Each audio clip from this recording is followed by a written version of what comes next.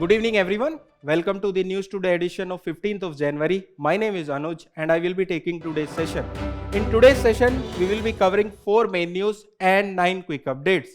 In the first main news, we will be covering about La Nina and El Nina as the Berkeley's Earth Annual Temperature Report has found out that 2025 was the warmest La Nina year on the record. Then in the second main news, we will be covering about national campaign on Entrepreneurship by Ministry of Rural Development. Then in the third main news, we will be covering about Global Risk Report of 2026 which has been released by WEF. Then in the fourth main news, we will be covering about fourth edition of Export Preparedness Index which has been released by Niti Aayog. Then we will be briefly covering 9 quick updates. So this is the brief about today's session. Let us begin with the first main news. The first main news is that the Berkeley's Earth Annual Temperature Report has found out that 2025 is the warmest La Nina year on the record. It is not the warmest, but the warmest La Nina year on the record. In this news, we will be covering about La Nina, we will be covering about El Nino and their impact on India. It is related to GS paper 1 where syllabus talks about silent feature of world physical geography. With this, let us begin the discussion of this news. So we have already discussed the context. Let us understand this development.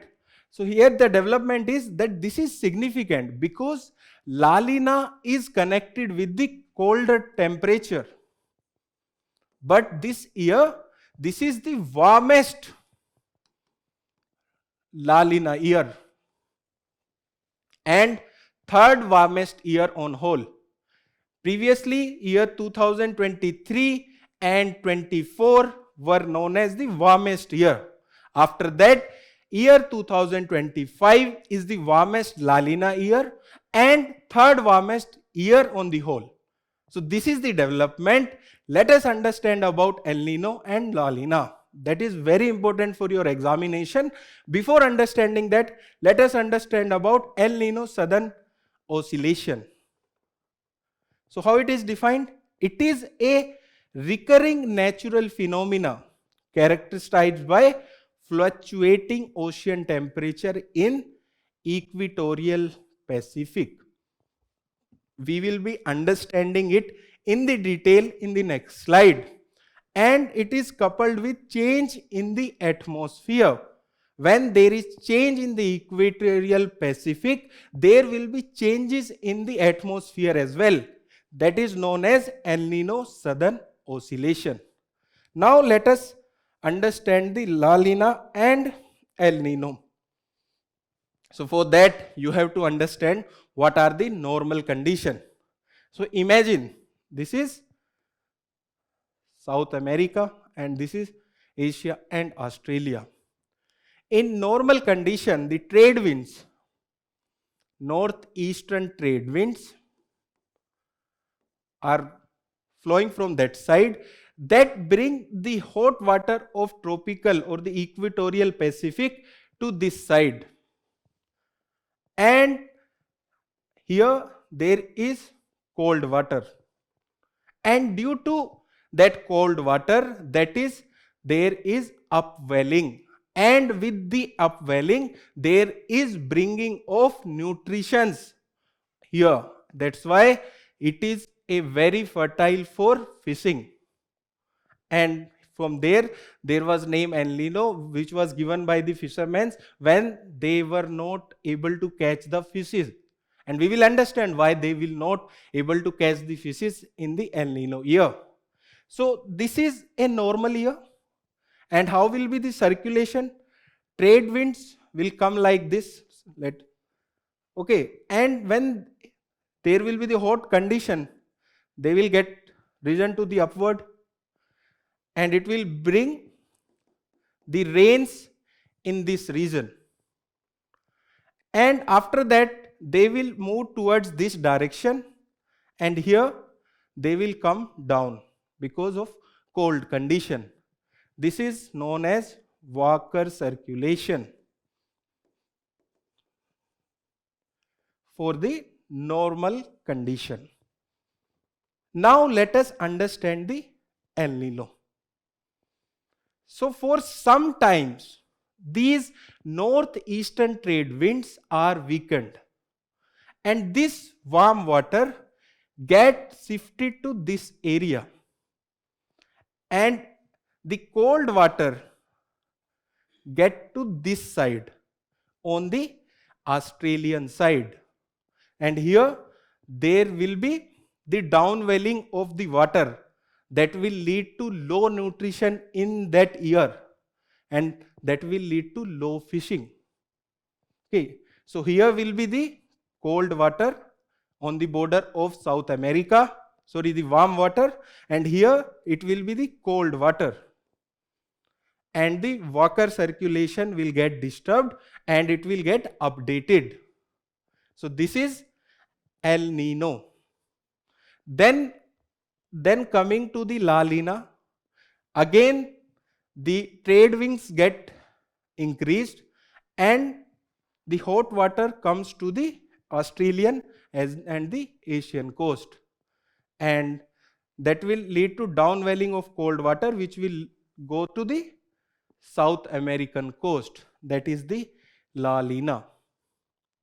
So El Nina, La Nina, this is the neutral condition. There are three phases: neutral, El Nino and La Nina. These are the three phases. So what are their impact on India? So with this diagram you can understand that monsoon wind somewhat generate from here, and this impact will decrease or increase the impact on the monsoon in India. Now let us understand what will be the impact of these conditions on Indian monsoon and heat and the cold conditions. That is also very important to understand. First of all, the impact of El Nino. What is El Nino? It is the reversal of conditions where warm water goes to the South American coast and the cold water comes to the Australian coast, East Australian coast. So it will weakens the monsoon. The monsoon wind which are somewhat generated near the Western Australia get weakens, and the relationship between El Nino and La Nina with the Indian monsoon is still not very clearly understood by the scientists, but their implications are very clear. And what are those implications? That in El Nino year the monsoon is weak, okay, and that will lead to below normal rainfall or drought in the India, and it will also lead to low agriculture productivity. As you might be aware that around 60% of agriculture is rain fed. Then when the rain is weakened, automatically the agriculture productivity will fall. Now coming to the impact of La Nina. It strengthens the monsoonal winds that will lead to bringing normal to the above normal rainfalls. Okay, before 3 to 4 months, there was a lot of news that this is the La Nina year and this year there will be the coldest winter. So its impact is there on the winter as well. It triggers colder than normal winters and frequent cold waves in the northern India.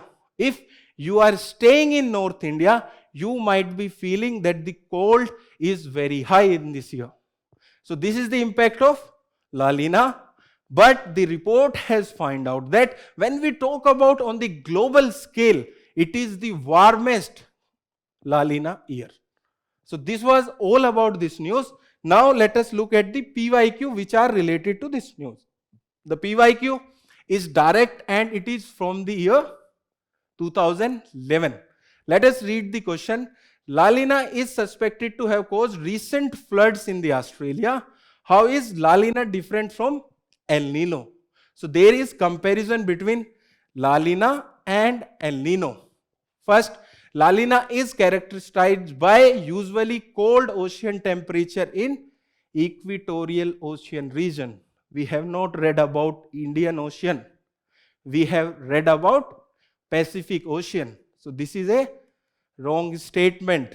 Then El Nino has adverse effect on the southwest monsoon of India, but La Nina has no effect on monsoon climate. It is also a wrong statement, as La Nina increase the monsoon or the monsoonal rains in India. So both these statements are incorrect, and the answer will be D, neither 1 nor 2. So with this, we have completed the first news for today. Now let us understand the second news. Before understanding second news, let us understand about the PYQ which was there in the mains 2014. The question is, drought had been recognized as a disaster in view of its spatial expense, temporal duration, slow onset and lasting effect on vulnerable sections, with a focus on September 2010 guidelines from the NDMA, discuss the mechanism for preparedness to deal with likely El Nino and La Nina fallout in India. So this is a very broad question. It is asking about drought, what are the NDMA guidelines, and what will be the impact of El Nino and La Nina, and how India can prepare to deal with them. This is the demand of this question. With this, we have completed the first news. Now let us understand the second news for today. The second news for today is that the national campaign on entrepreneurship by Ministry of Rural Development. So this is the news, and it is related to GS paper 1, where syllabus talks about role of women and women organization. So this is the second news. Let us discuss this news in detail. First of all, the development. So basically, this campaign has been launched for rural entrepreneurship. You might be aware that 70% of Indian population reside in rural areas. For their development, it is very important to empower them socially, economically, as well as politically. So there are many programs of the government of India to empower the rural population. And here especially they are talking about the women in the rural areas. So here the campaign aimed to train around 50,000 community resource persons. And who are these community resource persons? Basically, these are more than often are women who are connected with the grassroots level and help in implementing the government program. They are trained. Okay, so these are 50, this campaign aims to train around 50,000 community resource person on enterprises promotion and 50 lakhs self-help group members under Deen Dayal Antyodaya Yojana, which is also known as National Rural Livelihood Mission. So before moving further, let us understand about self-help group. Basically, these are the informal groups for self-help. Whenever you are reading a topic, please be clear with the basics of that topic. So self-help group, it is an informal and voluntary group which is formed for self-help. And what kind of help? Socio and economical help. And more than often, like mostly, women are connected with the self-help group. Let us understand it with an example. Suppose I am staying in a community. Suppose I am staying in a village and there is issue of drugs addiction. So then there will be one woman who will be coming forward and saying, let us form a group so that we can eradicate the issue of drugs in the village. So for that, they will be contributing some amount, suppose 2,000 per person. They will be shifting that amount in the bank and they will be investing to eradicate the issue of drug. Similarly, they can come together for promoting the rural entrepreneurship. That is a self-help group. And how they are different from NGOs? These are the formal groups. These are the informal groups. Their issue is very small, but here there can be the larger issues or the larger cause for the formation of NGOs. So this is a basic difference between NGO and the self-help group. With this, now let us move further and understand about the National Rural Livelihood Mission.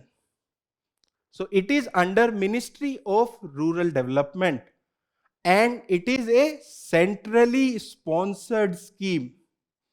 It is very important to know about the type of scheme. It is a centrally sponsored scheme. That means even the state government contribute to the funds of this scheme. Then when it was launched, basically it was launched in the year 2010.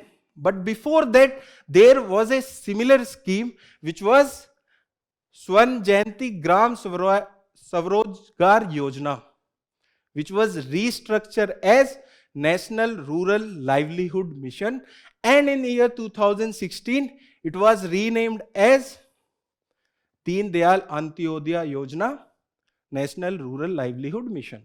And what it's aim for? It aim for poverty alleviation and rural livelihood mission. So whenever you are writing about rural empowerment and you have to write about any government scheme, you can write about this scheme. And its coverage, its target is around 7 crore rural poor household. Not the people, but the household. Then its beneficiaries include the women-centric self-help groups and federated institutions. We have understand about self-help group in the last slide. Now let us move further and discuss the further what is there in the news. So here in this slide we will be talking about importance of rural women entrepreneurship. So if there is a question about the women in entrepreneurship, even then some of the points can be written in that question, especially the first point about the women empowerment. So if we empower the women in the entrepreneurship sector, that can contribute to around 1.5 trillion US dollar on the global scale. It can also be written when you are talking about women empowerment in general. Then income diversification. So it has been seen that women are moving from farm labor to the non-farm workers in the village areas, and now they generate around 2/3 of the rural income. That is the second importance. Then third, poverty alleviation and social mobility. So it has shown that 65% of rural self-help group members who are women have moved upward in the relative income. That means their income has improved from the year 2019 to 2024. And whenever you are giving data in your answer, if you substantiate with the data with any institution, that become a specific point. And here this data is given by the SBI research. Lastly, community resilience.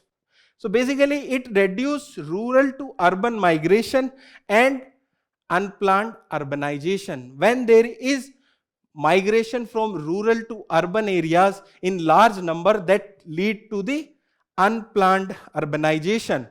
But when there will be the rural women entrepreneurship, this will reduce. If you have studied the human geography of NCERT, there is given that the migration of women to women is the higher from one place to another, that is rural to rural. Women migration is the largest. But what is the reason given? The reason given is the marriages. Okay, as our society is patriarchal, there is large movement of women from one place to another, and that is mostly from the rural areas to the rural areas. That is given in the NCERT. Now, let us look at the other scheme. First of all, let us understand about Lakpati Didi initiative. It was there in the news last year as well. It is under National Rural Livelihood Mission, and under this, the government is aiming that 3 crore self-help group women should achieve the income of 1 lakh per year. That is why Lakpati Didi. Then other initiatives, there is financial assistance. Under this, Pradhan Mantri Mudra Yojana provide collateral-free loans. Okay, so basically this is not specifically for the women, but it provide collateral-free loans. And based on this scheme, there was a PYQ in the year 2016 UPSC examination, and the question was asking about the aim of this program. So you should be very clear about the ministry, type of the program, and their aim. So in 2016, UPSC asked about the aim of Pradhan Mantri Mudra Yojana. Then there are targeted scheme as well. One is Udyogini scheme. It is the scheme of Karnataka government where they provide entrepreneurship skills to the women. Then there is Mahila Core Yojana. It is for the women who are working in the coconut sector, and it provides financial aid, training, subsidy on the equipment as well. Then there is Micro Entrepreneurship Development Program as well as Livelihood Enterprise Development Program. There are for micro entrepreneurship, and these programs are of NABARD. Okay. So this was about the government step to promote rural entrepreneurship, and especially about the women. So targeted scheme, we have talked about the women. Lakpati Didi initiative, we have talked about the women. The other are for the overall development. Okay, with this we have completed this news. Now let us discuss the PYQ. First PYQ is from the year 2012, and it is a direct question. The question is, how does the National Rural Livelihood Mission seeks to improve the livelihood option of the rural poor? The first option, by setting up of the large number of new manufacturing industries and agribusiness center in the rural areas. We have not discussed this. We have discussed this scheme or the mission, but we have not discussed the statement in that. Second, by strengthening self-help group and providing the skill development. We have discussed this. This is an correct option. Then third, by supplying seed, fertilizer, diesel pump set and the micro irrigation equipment free of cost to the farmers. Okay, it is nowhere related to this. So the answer will be B2 only. So this is a direct PYQ. Now let us discuss one indirect PYQ from the year 2013. And the question is, which of the following grant direct credit to the rural household? One is regional rural banks, then National Bank for Agriculture and Rural Development, which is also known as NABARD. Then third, Land Development Banks. So although NABARD also provide fund, but they do not lend directly. Okay. So here we can understand by an example. RBI also provide fund, but we can not directly go to RBI and ask for the fund. We have to go to the banks, cooperative banks or private bank or the public bank. So here also in the rural areas, the direct funds are provided by regional rural banks and the Land Development Bank, but NABARD refinances. So the answer will be 1 and 3, C. So with this, we have completed this news. Now let us discuss the next news. The next news is about the Global Risk Report of 2026, which has been released by WEF. So in this, we will be discussing about the risk which have been indicated by this report. Please remember the name of the report. When we will be discussing the PYQ, you will understand why it is very important to remember the name of the reports which are released by the global institutions such as WEF, World Bank, IMF and the other global institutions. We will see the PYQ, what is the importance of the reports released by the WEF. It is related to GS paper 2 where syllabus talks about important international institutions. Now let us move to the development. We have already discussed the context as well as the development. So here the development is that it is released by World Economic Forum, WEF, and report identifies the geo-economic confrontation as the most significant global risk. Previously, the most significant risk was state-led armed conflicts and climate change. But this year, the most significant global risk is geo-economic confrontation. Now let us understand about what is the meaning of geo-economic confrontation.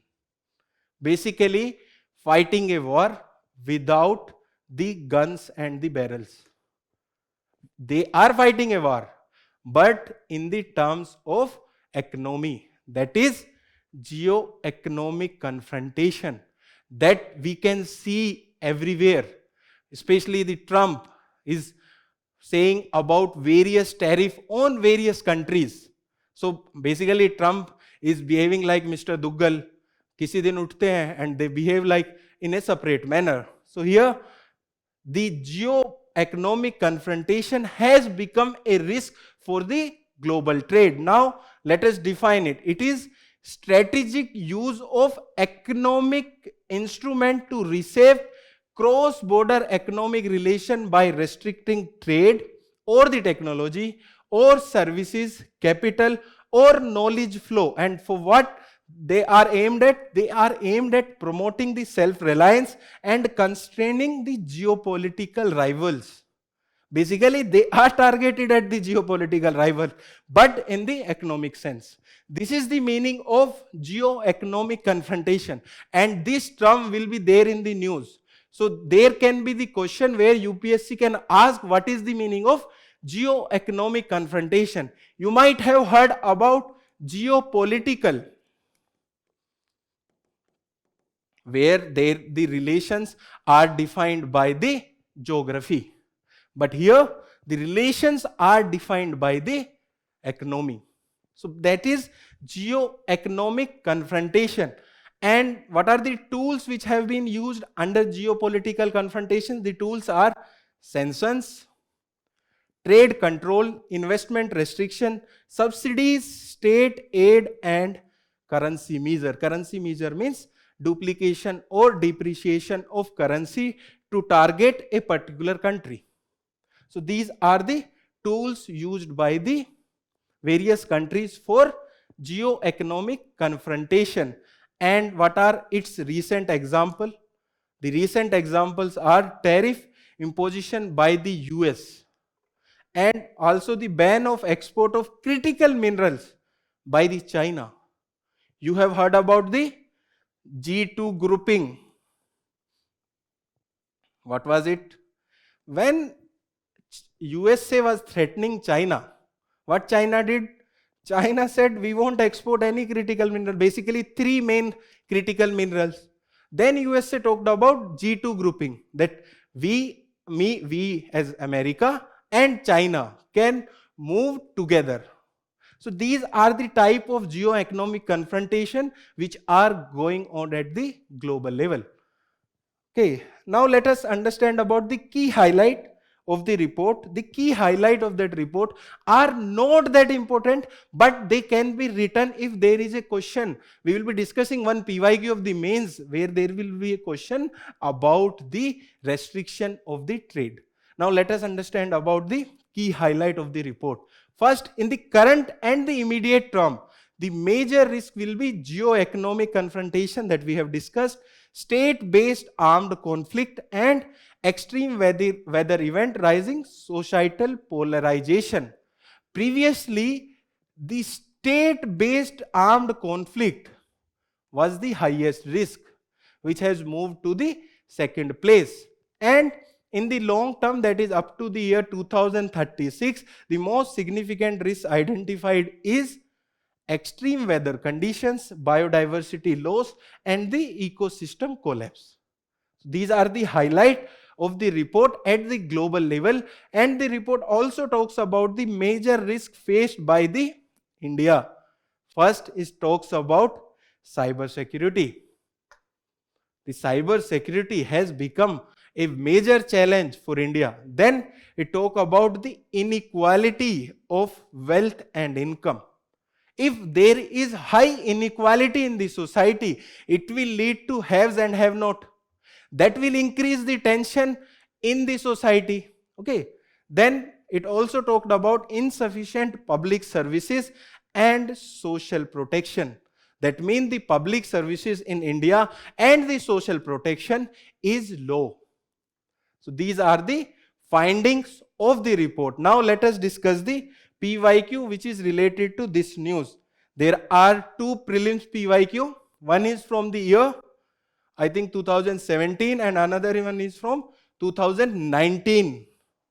And the questions are very simple and direct. It's just that you have to analyze the PYQ and understand what to study and what not to study in a news. The first PYQ, which of the following gives the global gender gap index ranking to the countries of the world? Answer is World Economic Forum. Then the global competitive report is published by? Answer is World Economic Forum. Two PYQs in the gap of 2 years based on report published by WEF. Okay, direct 2 marks. Then the findings of the report can be indirectly written in the mains question. This is from the year 2025 itself. The question is, with the waning of globalization, post-Cold World War is becoming a site of sovereign nationalism. Okay. In the introduction, you can write that even the WEF report has also highlighted about the geo-economic confrontation which is leading to the sovereign nationalism. So that can improve your introduction. Even the data which is given in the report can be written to substantiate your point in the mains answer. So this was all about this news. Now let us discuss the next news. The next news is about Export Preparedness Index, and it is released by Niti Aayog, and this is the 4th edition. Okay, and it is related to GS paper 3 where syllabus talks about economic development. Let us understand this news. First of all, the development, it is released by Niti Aayog. Before understanding about the highlights of the report, let us understand the data of import and export of India. The total export of India last year was around $820 billion, and the import was around $915 in billions. So we have a trade deficit of around $100 billion, which is a very high number that you can also connect with the falling of the Indian rupee. Okay, this is the data. Here also you should know about the merchandise export and import and the services export and import. So basically in merchandise, we are at the $300 million trade deficit. And in the services, we are at the $200 billion trade surplus. So in merchandise, we are at the trade deficit of $300 million, but in services, we are at the trade surplus of around $200 billion. But when we talk about the absolute export, the export of manufacturing is higher. It is around 430 or 35. That is not important, the data, but in absolute number, the export of merchandise is higher when we compare to the services. It is around 390 or something. So these facts are important for your prelims examination, that in merchandise we are at the trade deficit of around $300 billion, sorry. In services we are at the trade surplus of $200 billion, but in absolute number the export of merchandise is higher, similarly the import. So that lead to the trade deficit, overall trade deficit of $100 billion.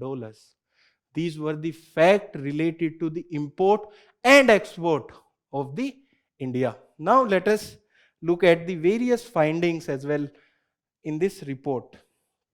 So basically, it is a comprehensive assessment of export readiness across India's state and union territory. Before moving further, let us understand about Dadar and Nagar Haveli and Daman and Diu. Previously, they were two separate union territories, but I think in the year 2020, they were merged and now they are counted as single union territory. Okay, then it is aligned with India's target, that target for around 1 trillion merchandise export by the year 2030. And there are key pillars and indicator. It is basically structured around 4 pillars. In that, these are export infrastructure, business ecosystem, policy and governance, and export performance.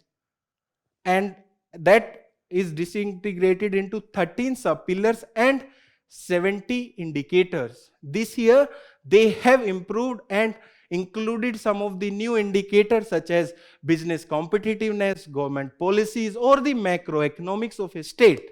These were the new inclusion. Now let us look at the various findings.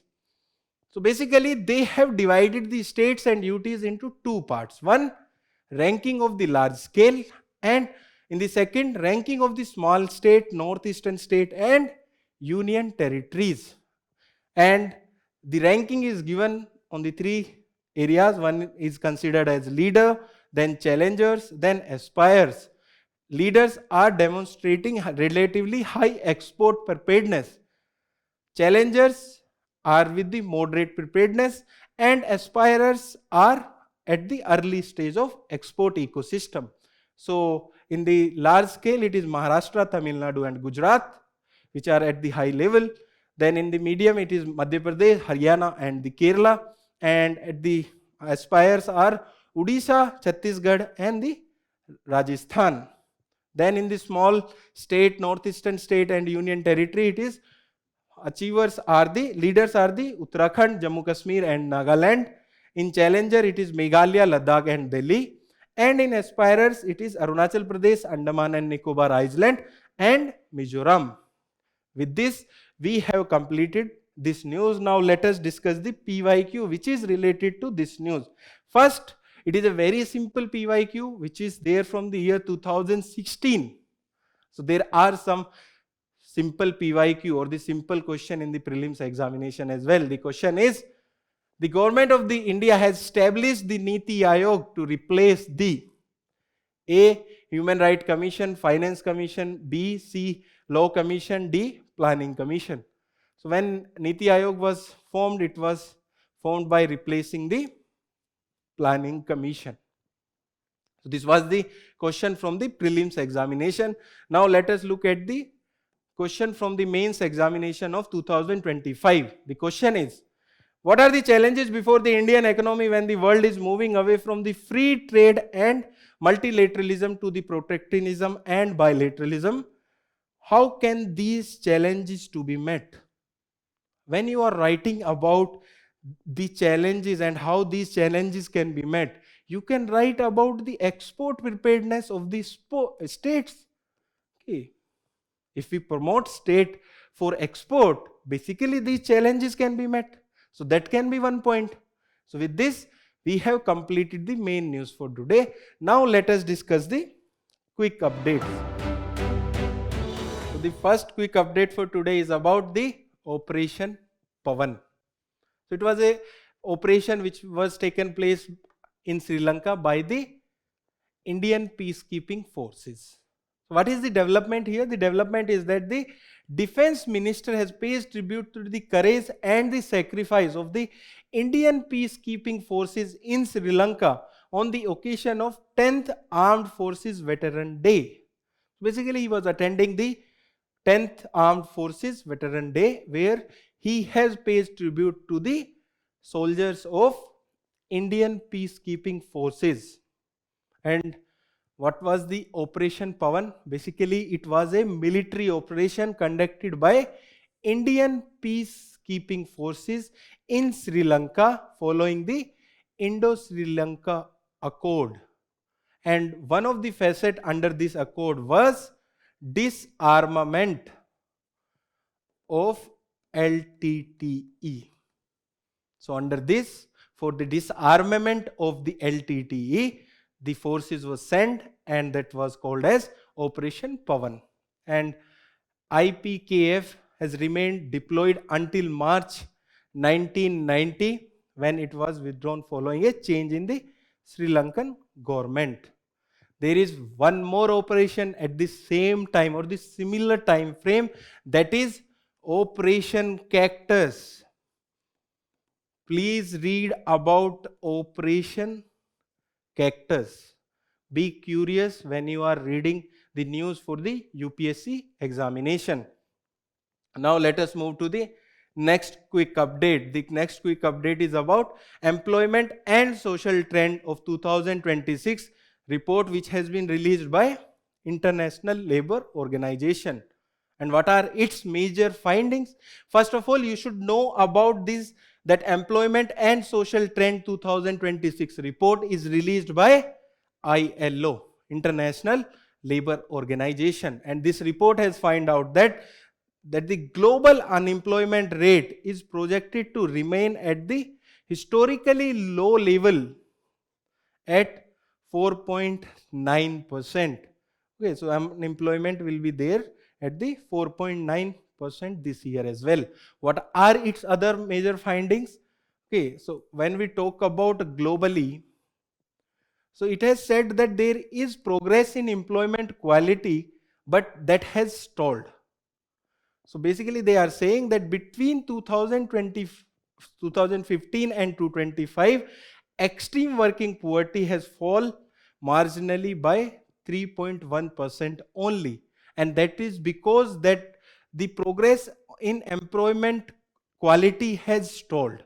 If the quality of employment would have been increasing, that would have been leading to the more removing of the extreme poverty. And how extreme poverty is defined?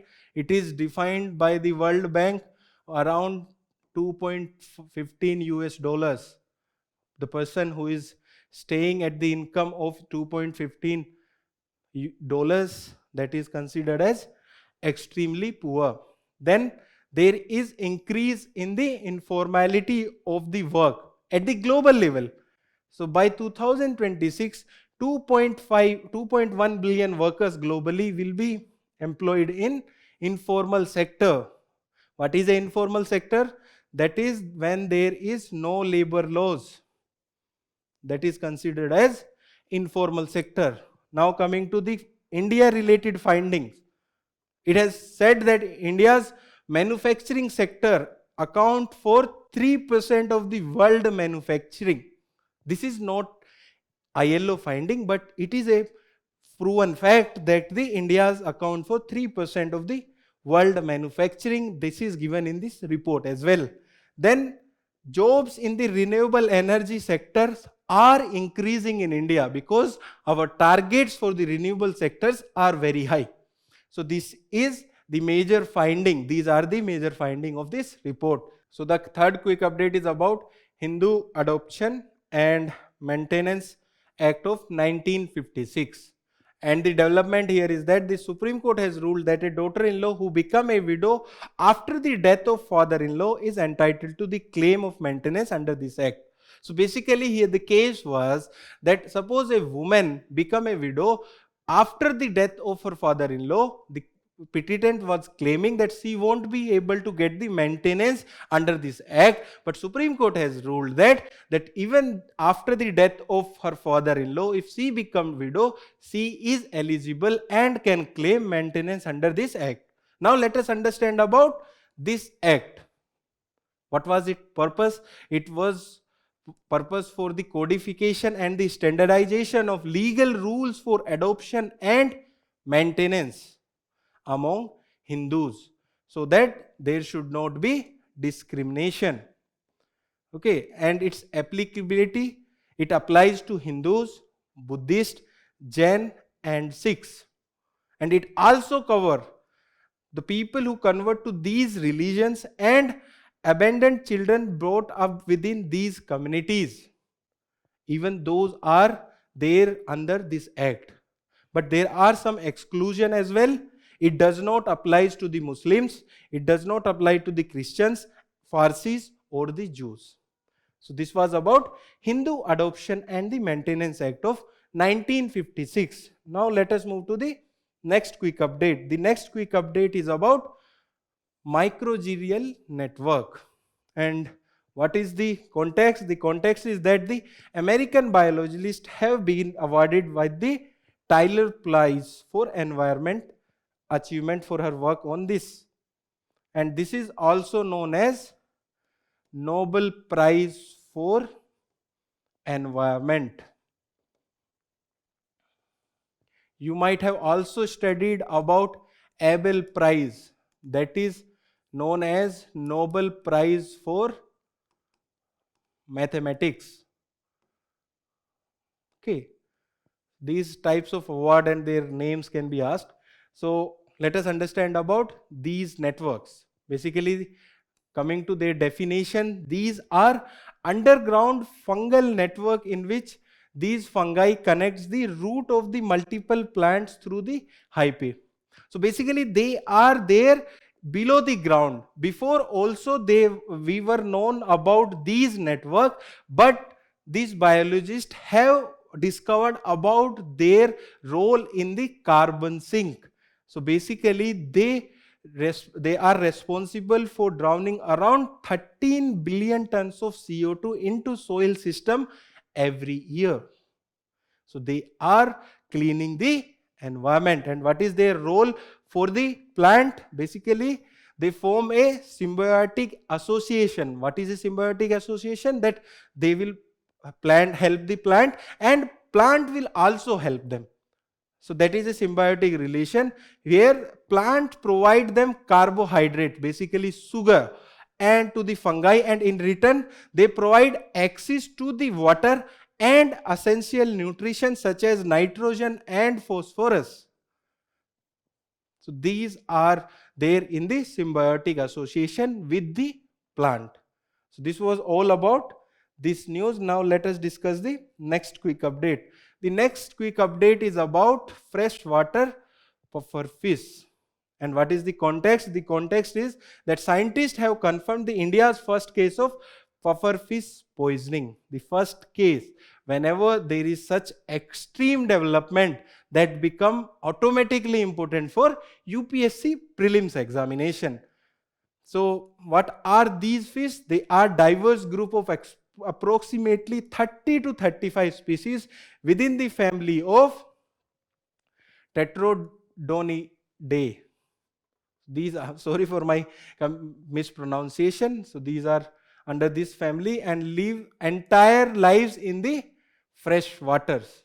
So they lives in the fresh water and they are found mostly in Western Ghat and the major basin of Ganga, Brahmaputra and Mahanadi.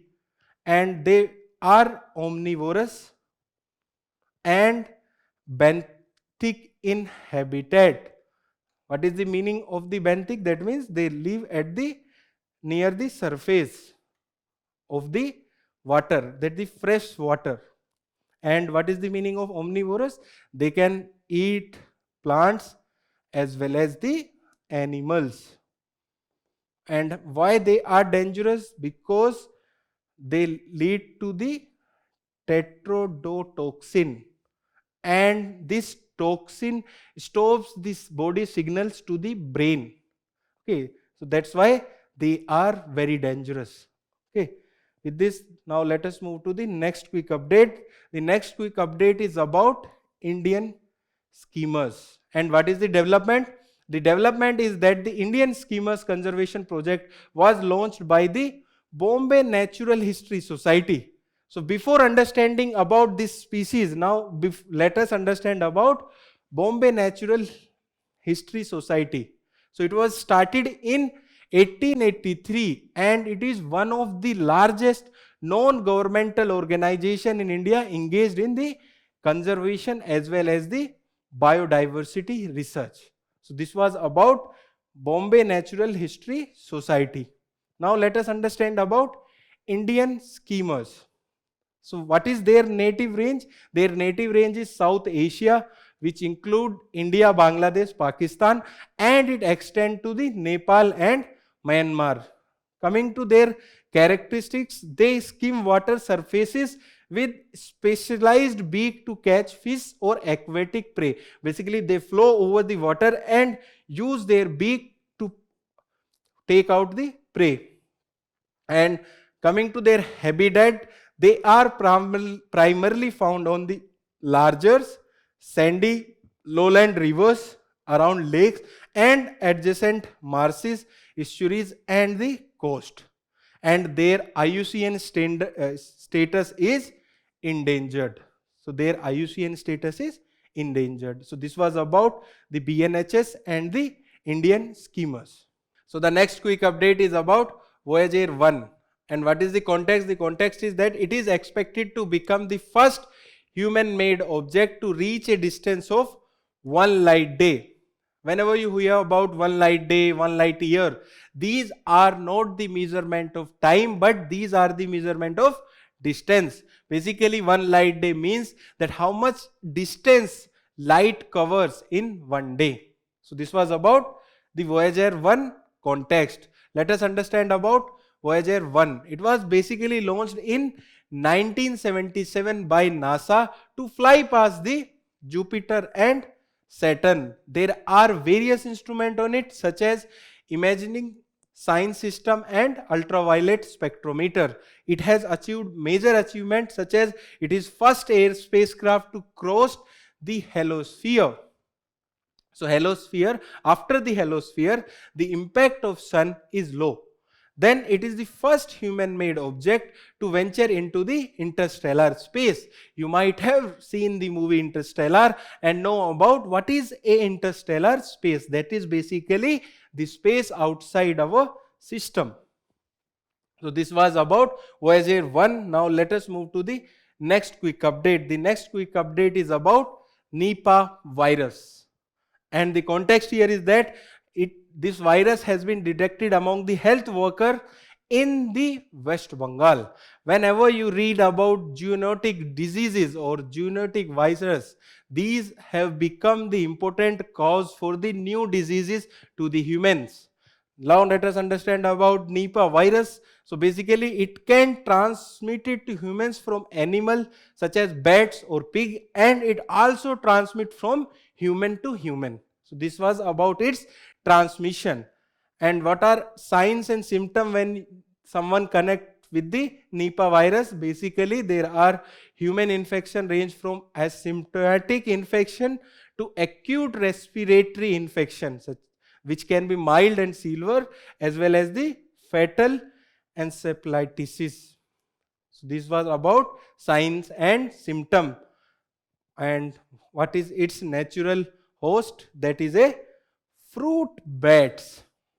And currently there is no vaccine which can directly target the Nipah virus. Now let us move to the last quick update for the today. The last quick update is about cattle breed, Karan fries and Vrindavani. So in the UPSC examination, these names can be given and you can be given various options and you have to connect that what are these words for.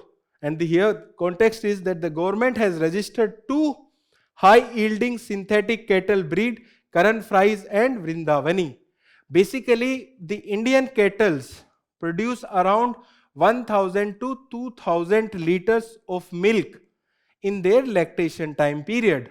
But these cattle breed will give around 3000 liters of milk in their lactation period. So it is for increasing the milk productivity. But for a fact, India is the largest producer of milk in the world. Now let us understand about these breed. Basically, Karan Fries, it is developed by National Dairy Research Institution, which is there in Karnal, Haryana, and it is a cross between indigenous Tharparkar cows and the Holstein Friesian bulls. Then coming to the Vrindavani, it is developed by ICAR, Indian Veterinary Research Institution, which is there in Bareilly of Uttar Pradesh, and it is a composite breed blend Holstein Friesian, Brown Swiss and Jersey breed with the Haryana breed. So this was about these breed. With this we have completed the News Today session of today. To read further about current affairs initiative, you can visit digital current affairs of us and please solve the questions which are visible on your screen. Thank you and all the best for your preparation.